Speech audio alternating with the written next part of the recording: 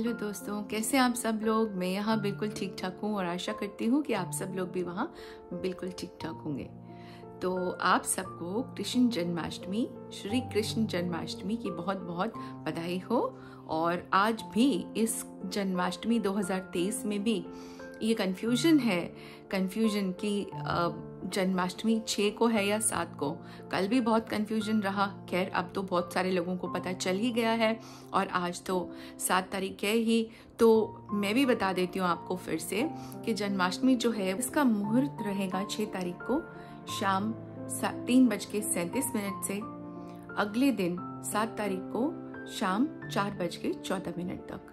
और पूजा का समय रहेगा 12:02 से, यानी 11:57 पर शुरू हो जाएगा और आप 12:02 पर भी पूजा कर सकते हैं और ये आप कर सकते हैं 12:47 पर। और जिन लोगों ने व्रत रखा है वो तो खैर सुबह खोल ही सकते हैं अगले दिन सुबह 4 बजे।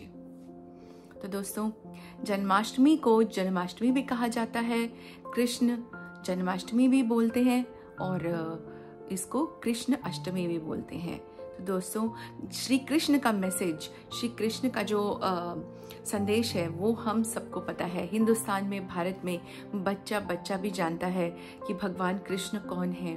और भगवान कृष्ण विष्णु जी के 7वें अवतार थे और इन्होंने भी दुनिया को सत्य का रास्ता दिखाया।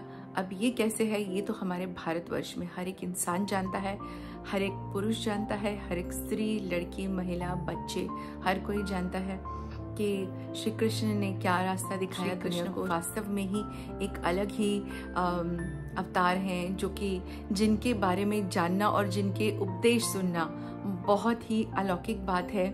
और कृष्ण भगवान बिल्कुल जो थे वो राजा ही थे और द्वारिकापुरी में बहुत पुराने ज़माने में, बहुत हज़ारों साल पहले जब श्री कृष्ण का समय था तो कंस एक राजा हुआ करता था जो कि बहुत ही क्रूर राजा था।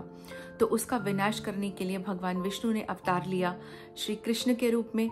और ये आकाशवाणी हुई थी कि देवकी के जो भी संतान होगी, देवकी और वासुदेव की जो संतान होगी, 7वीं संतान होगी, वो ही इसका विनाश करेगी। और इसका 6 संतानें हुई। जो कंस है, जो क्रूर राजा है, उसने पकड़कर इन दोनों को कारागार में डाल दिया और कारागार में यानी जेल में डाल दिया। और जेल में डालने के बाद इन लोगों को इनकी वहां पे और वासुदेव की 6 संतानें हुई।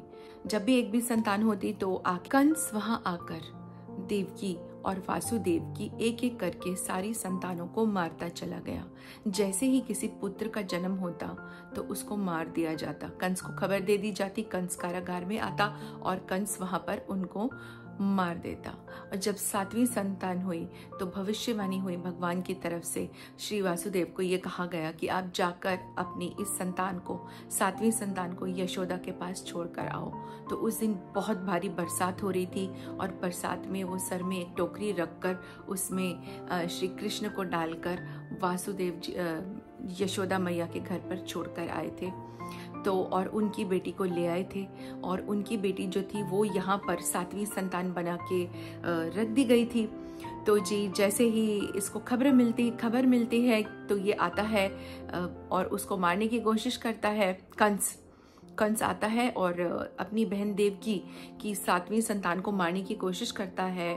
और जैसे ही वो मारता है, उसको उठाकर फेंकता है ज़मीन पर, वो लड़की जो है वो बिजली बनकर आसमान में उड़ जाती है। वो लड़की, वो 7वीं संतान, और उसका नाम है श्री विष्णु माया। वो भगवान की 7वीं वो भी भगवान का ही रूप है। श्री कृष्ण की बहन होती है वो, लेकिन उसने ये भविष्यवाणी कर दी कंस को कि तुझे मारने वाला तो द्वारिका में जन्म ले चुका है, तो मुझे क्या मारेगा, तुझे मारने वाला तो पैदा हो चुका है, अब तू कुछ भी नहीं बिगाड़ सकता और तू मृत्यु से प्राप्त होने से नहीं रोक सकता।